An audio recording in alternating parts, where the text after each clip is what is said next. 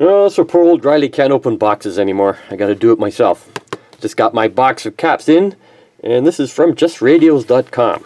I'll leave a link for them in the description down below. I always get most of my supplies from them because they have good prices and everything you would ever need to do old radio repairs. Anyway, let's see what's in here. Ugh, well boxed anyway. Ugh. There we go, Just Radios. Invoice, don't need to see that.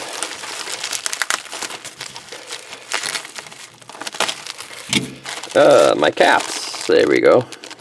Nice. And the resistors I ordered up. Ooh, nice.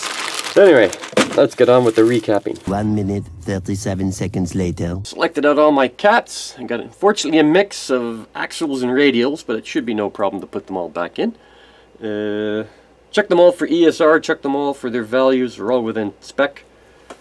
Should be good to go. So the first one is the one that blew, which is that one there. Okay.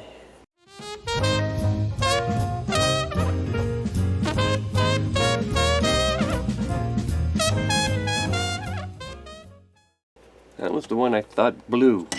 Ooh. Ouch. You think they'd spend the extra $2 and put in some connectors. Anyway, let's see how bad this one is. Okay, there we go. Waiting for a final count here. Don't like it at all. I think it's reading a dead short. Nah. Ohms? It's in meg ohms. Oh! Yeah, it's basically shorted.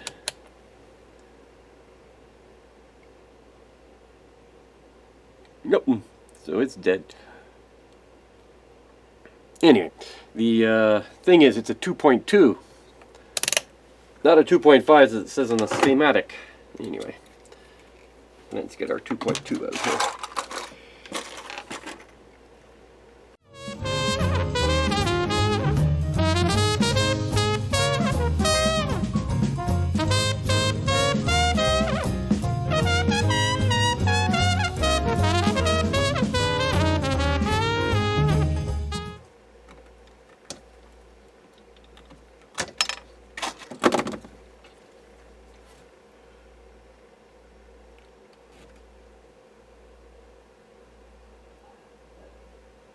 UF 200 volts.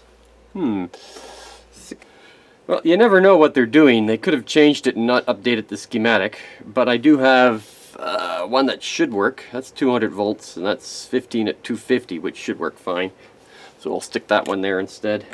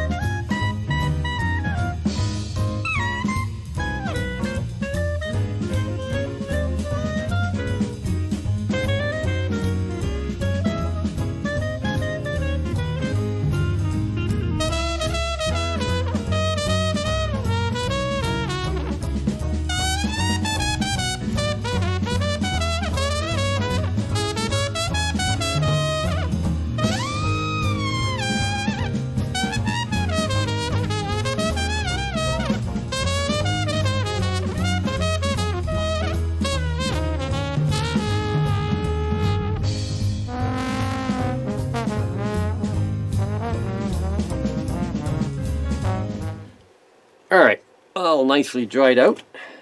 There's one thing I want to do before I put it back in there. These old chips, they tend to move around. And if you see, if I push down, put one finger behind and on top, you can hear a little click. Okay, those are in nice and solid. So it's that one. They tend to work their way out after years. Alright, let's put this back in its can here. 4 o'clock in the afternoon. Well, so there's always something. As I was putting it back together to test, I broke 1, 2, 3 wires. Anyway, this one just fell off as I tugged on it. I'll double check all those wires and we put them on again. Sigh. So as usual, when you start diddling with these things, you take a chance, and I broke a trace right there. Darn it. These traces are getting soft. Anyway, I have to fix that before I do anything else. Later that same evening. I was just checking the diodes and everything I put together before I put anything back, and I snapped the end off of this stupid diode. I have to go figure out what it is now and get a replacement for it. It doesn't look normal. It looks like one of these high voltage ones, and I suppose we'll find out. I managed to find the diode on the schematic. It's CR114, and looking back at the parts list, and as I suspected, it was a high voltage diode. I'm figuring 800 volts to start. But I do have a part number, DL800. So a quick internet search later, I found out that this part is still in production. However, its voltage is 8,000 volts of all ridiculous things. And then I saw that line that everybody who works in engineering hates, request a quote. Well, at least now I know what part 3 is going to be. The quest for diodes.